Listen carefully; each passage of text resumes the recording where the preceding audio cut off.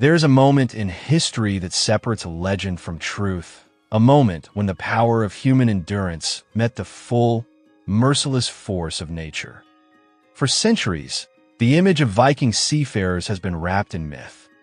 We picture them as fierce warriors sailing through violent storms, their ships blazing with torches, their beards stiff with frost, and their courage fueled by firelight. But the real story of how they survived the frozen fury of the North Atlantic is far more extraordinary and far more human. What kept them alive on those endless, deadly voyages wasn't fire, luck, or divine protection. It was innovation. It was engineering. It was an understanding of the sea so profound that it defied the very elements themselves. To uncover how these Norse sailors conquered the coldest and most dangerous waters on Earth without a single spark aboard their ships, we have to travel back over 1,000 years, to the winter storms of the North Atlantic around the year 1000 CE. The sea is merciless. In the depths of winter, waves taller than buildings rise and crash against the narrow hulls of Viking longships. The wind cuts through flesh like knives, and the temperature plunges far below freezing. Ice forms along the rigging and oars. Beards turn to stone, frozen solid under layers of frost. Every breath becomes a cloud of crystal in the air. For weeks at a time, Viking crews face these brutal conditions with no modern clothing, no shelter, and no reprieve. Their ships have no cabins, no enclosed decks, no walls to shield them from the killing cold. Every man on board is exposed to the elements 24 hours a day, often for weeks or even months. And yet, against every instinct of survival, they endure all of this without a single source of heat. No fireplace, no stove, no brazier, nothing that could warm their frozen hands. The question, then, is almost impossible to imagine. How did they do it? How did Viking sailors survive voyages through the world's most treacherous waters without any means of heating aboard their ships? The answer turns centuries of assumptions upside down. Archaeological excavations from 8 major Viking ship sites have revealed a shocking and consistent truth.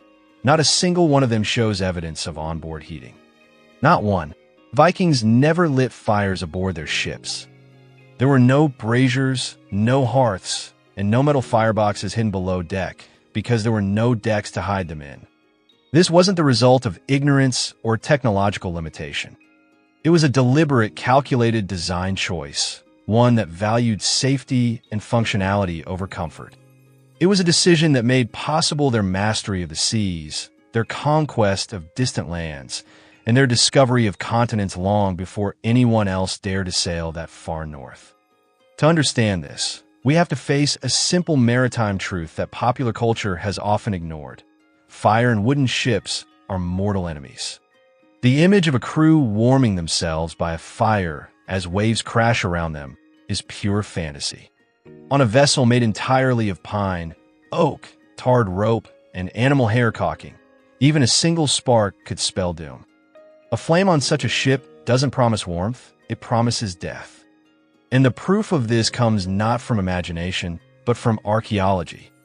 The clearest evidence comes from Roskilde Fjord in Denmark, where the famous Skaldalef ships were unearthed after nearly a millennium beneath the mud. These 5 vessels, ranging from warships to cargo carriers and fishing boats, date to around 1030 CE and were excavated in meticulous detail by the Viking Ship Museum. The discoveries were extraordinary: water barrels, tool chests, ballast stones, even remnants of preserved food and animal bones. Every element of daily Viking life was accounted for. And yet, amid all that evidence, something was conspicuously missing. There were no fire remains, no hearths, no braziers, not a single trace of any heating device anywhere on board. This pattern is not limited to Roskilde. It appears in every major Viking ship discovery ever recorded. The Oseberg ship, buried around 834 CE, contained ornate cooking vessels, but these were purely ceremonial, placed as burial goods, never meant for use at sea. The Gokstad ship from about 890 CE revealed sophisticated water storage systems and provisions for long voyages, but no equipment for heating or cooking. Even the Jelestad ship excavation conducted between 2020 and 2021, aided by advanced ground-penetrating radar and modern scanning technologies, confirmed the same mystery. No fire, no stoves, no signs of cooking or heat. The evidence across time and geography is overwhelming. The Vikings did not bring fire to sea. Historical records back up what archaeology confirms. The Grágis law texts, written in medieval Iceland, lay out strict routines for shipboard life, including 3 daily shore stops for the cooks, 1 trip for collecting water, and 2 for preparing meals. The implication is clear. Viking crews only cooked on land. The Eyrbyggja saga even tells of sailors drawing lots to determine who would go ashore to prepare food, a task often dreaded in bad weather, but necessary for survival. These accounts erase any doubt. The Vikings knew the risk. They never lit flames at sea. But why endure such misery? Why choose the freezing agony of the North Atlantic rather than risk even a controlled flame? The answer lies in the construction of their ships themselves. Viking vessels were masterpieces of maritime engineering, long, sleek, and flexible, built with overlapping planks in what is known as clinker construction. The seams were sealed with tar, animal hair, and wool, making them watertight but also dangerously flammable. The rigging was treated with pine pitch, and the sails were woven from heavy wool-coated and animal fat for waterproofing. This combination turned the ship into an enormous floating candle, ready to ignite at the slightest spark. And because Viking ships had open decks, no bulkheads, and no enclosed compartments, there was no way to contain or control a fire. Maritime studies suggest that under those conditions, a fire could consume the entire vessel in less than 4 minutes. Imagine the horror, a blaze erupting in the middle of a frozen sea, surrounded by nothing but ice and death. It's no wonder the Vikings forbade onboard fires entirely. Their survival depended on it. So if fire was out of the question, how did they keep warm in such deadly cold? The secret wasn't in their ships, it was in their clothing. Archaeological textile finds from Norse settlements, such as Herjolfsons in Greenland, reveal an astonishing level of sophistication in Viking clothing technology. They developed advanced layering systems centuries ahead of their time, combining materials and weaves for specific functions. Outer garments were made from tightly woven wool that resisted wind and water. Inner layers used softer wool for insulation, and undergarments were designed to wick away moisture from the skin. Unlike many modern synthetic materials, Viking wool could retain warmth even when soaked through by icy spray. They also used furs, cloaks, and thick woolen caps to trap body heat. Every piece of clothing served a purpose, designed not for fashion, but for survival. Their garments were a form of living armor against the elements, turning the human body into its own source of warmth. In the end, the Vikings didn't conquer the cold through fire or defiance. They conquered it through understanding. They adapted, they engineered, and they endured. Their longships became the vehicles of exploration that carried them from Scandinavia to Greenland, Iceland, and even the distant shores of North America. And they did it all without a single flame aboard. This was Viking innovation at its purest, the power to bend the natural world not through destruction, but through adaptation. It was a philosophy of survival that defined an age. Over 1,000 years ago, in the dead of winter, beneath the northern lights and the roar of the sea, they proved that true strength isn't found in the heat of fire, but in the resilience of those who can live without it. Vikings practiced an astonishingly advanced form of clothing modification to survive the brutal northern cold, an innovation far ahead of its time.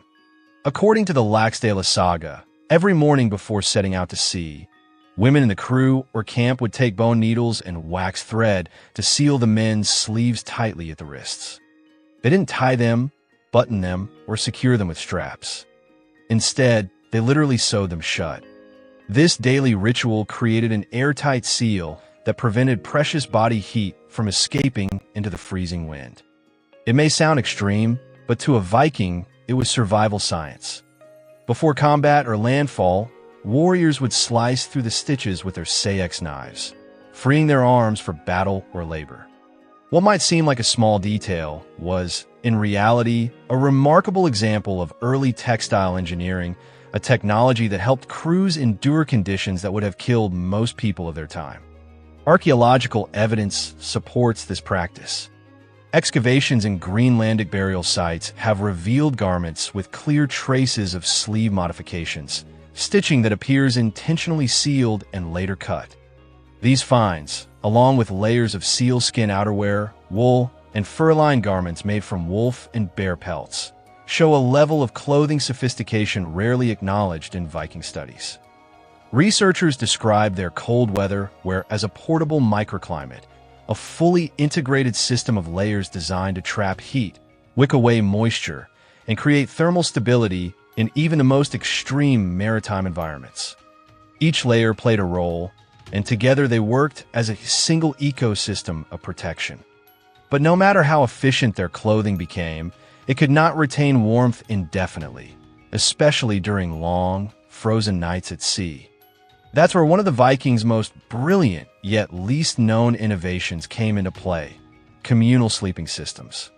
Popular culture often depicts Vikings as rugged individuals wrapped in solitary furs, but this image couldn't be further from the truth.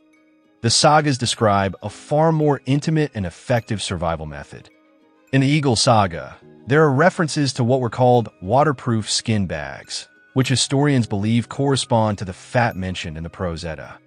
These were two-person sleeping bags made of sheepskin, with the wool facing inward for insulation and the leather side turned outward to resist moisture. Designed purely for practicality, these bags allowed two people to share body heat in a closed environment. Scientific analysis and historical reconstruction suggest that this arrangement could raise internal temperatures by 15 to 20 degrees Celsius above the outside air, using nothing but human body heat. In the icy darkness of the North Atlantic, that difference meant the line between life and death. Excavations of winter camps and longships reveal that these sleeping systems were standard maritime equipment, not luxury items. The Landnámabók, one of Iceland's oldest manuscripts, even describes how crews were assigned sleeping partners based on their watch schedules. When one sailor was on deck, the other slept in the shared bag. When they switched shifts, the second man would climb into a space already warmed by his partner's body. As a result, the sleeping area never lost all its warmth, a continuous thermal cycle of survival. Ship reconstructions also show how carefully Viking engineers used spatial design for warmth. Crews typically slept between the rowing benches, resting on raised wooden platforms that kept them above the bilge, the coldest part of the ship. The sail, when lowered at night, would be stretched over the vessel to form a tent-like canopy. Beneath this cover, the collective heat of dozens of bodies created a stable microclimate, protecting everyone aboard from the freezing air outside. Even ship captains and chieftains shared these arrangements. In such conditions, survival took precedence over status. No one was exempt from the cold, and no one received special treatment. But maintaining body heat required enormous energy, and food was a critical part of that equation. On open seas, cooking was nearly impossible. Open flames posed too great a risk, and high winds made boiling water a challenge. Instead, Vikings relied on preserved foods engineered for long voyages and cold consumption. Excavations at trading posts, such as Hedeby and Ribe, have revealed dried fish that remained edible for months, ship's biscuits hardened to withstand salt spray, and nut breads dense with oils for lasting energy. Perhaps their most ingenious maritime food system was described in the Icelandic saga, the cold porridge mixture. Viking cooks would prepare massive quantities of porridge made from barley, oats, butter, and salt. Once cooled, this dense mixture hardened into a nutrient-rich paste that could be sliced, eaten as is, or softened with cold water. It didn't spoil easily, and it provided the 2,000 to 3,000 calories per person per day needed for survival in sub-zero temperatures.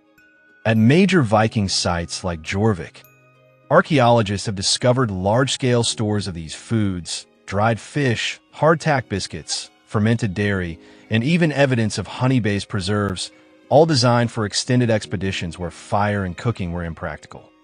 This level of sophistication raises an important question. Where did Vikings develop such advanced survival systems? The answer lies not only at sea, but on land.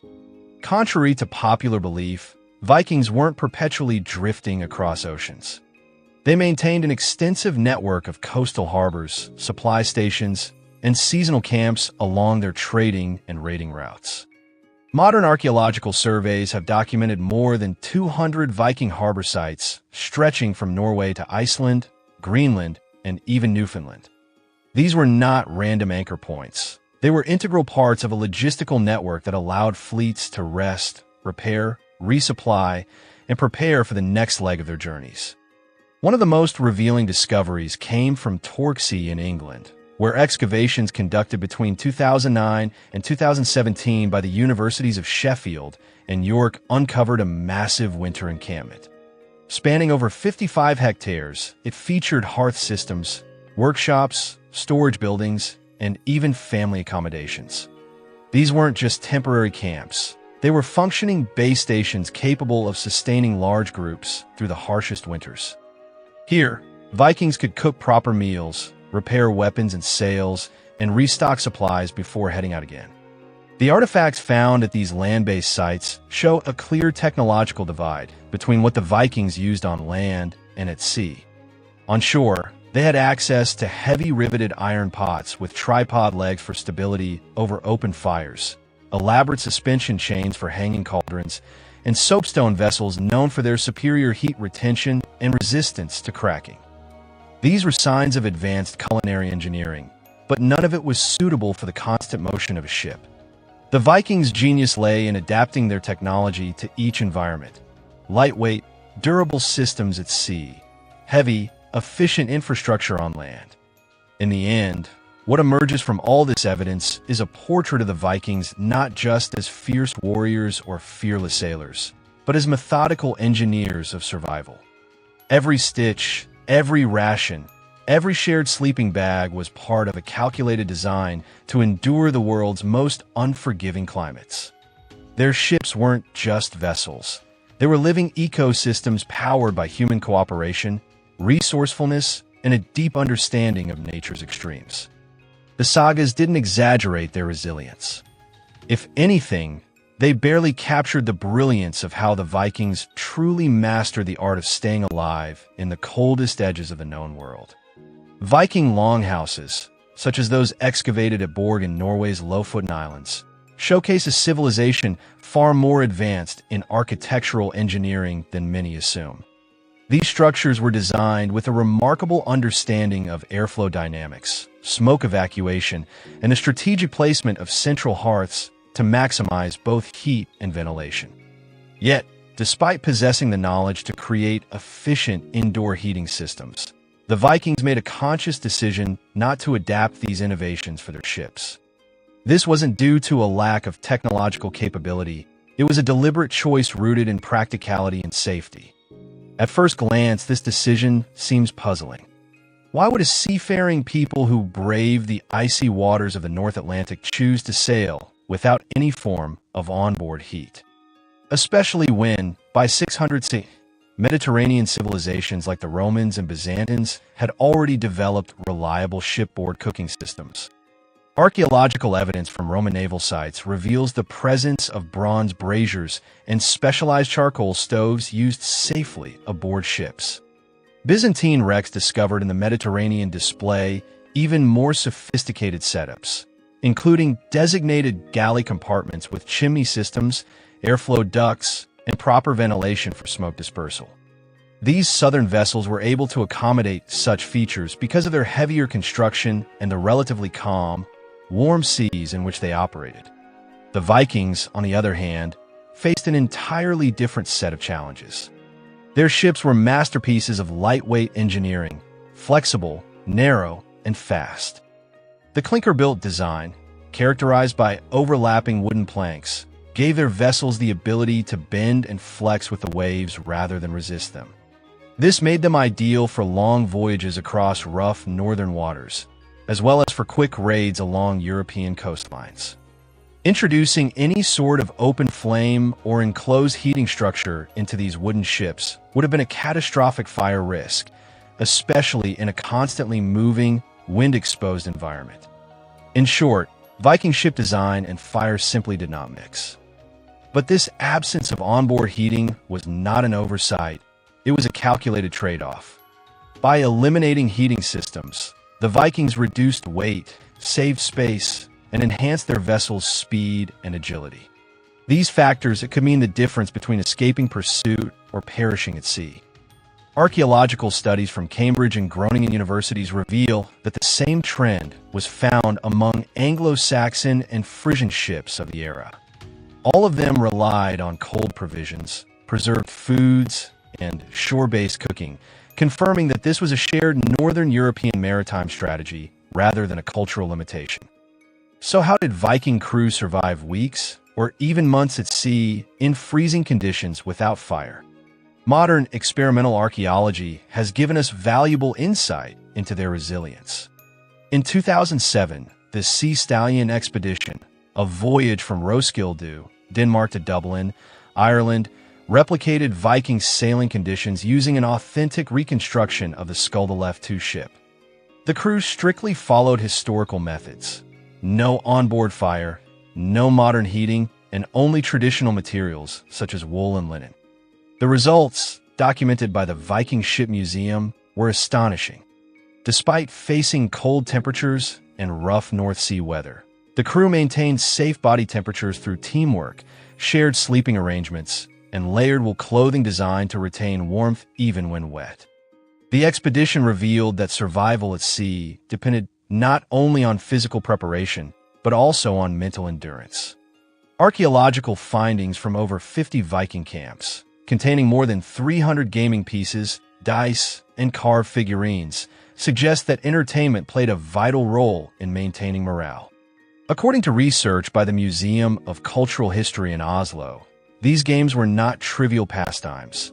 They were psychological tools. Storytelling, gaming, and organized competitions acted as morale boosters, helping crews stay alert, cohesive, and optimistic in harsh conditions. In modern scientific terms, these practices supported psychological thermogenesis, the ability of mental stimulation and morale to affect physical endurance. Viking sailors also demonstrated careful voyage planning that minimized exposure to the worst elements. Contrary to popular myth, they rarely sailed during winter. Their voyages were meticulously timed to align with favorable weather patterns, allowing them to remain close to shorelines and resupply regularly. This was not about proving toughness, it was about smart logistics. Through calculated timing and preparation, they turned what could have been suicidal expeditions into sustainable maritime operations. Archaeological evidence from 8 major ship excavations across Scandinavia consistently confirms one remarkable fact: no Viking ship ever contained a built-in heating or cooking structure. This absence wasn't born of ignorance. It was evidence of superior maritime engineering. The Vikings intentionally designed their vessels to prioritize structural integrity, buoyancy, and crew safety over warmth or convenience. They relied instead on a system of non-heating survival strategies: advanced wool garments, waterproof cloaks, animal skins, and collective body heat during rest periods. Combined with shore-based cooking and meticulously packed cold provisions, such as dried fish, hard bread, and fermented foods, these strategies ensured long-term endurance. This paints a very different picture of Viking life at sea. They were not simply rugged warriors enduring endless hardship through brute strength. They were pragmatic engineers who optimized every aspect of their maritime existence. They achieved balance between mobility and survival, between personal discomfort and collective efficiency. Through cooperation, discipline, and shared responsibility, They created a system that allowed them to travel immense distances in open boats without relying on fire. It was through these very principles that the Vikings reshaped the medieval world. They reached North America almost 5 centuries before Columbus. They opened trade routes stretching from Greenland to Constantinople.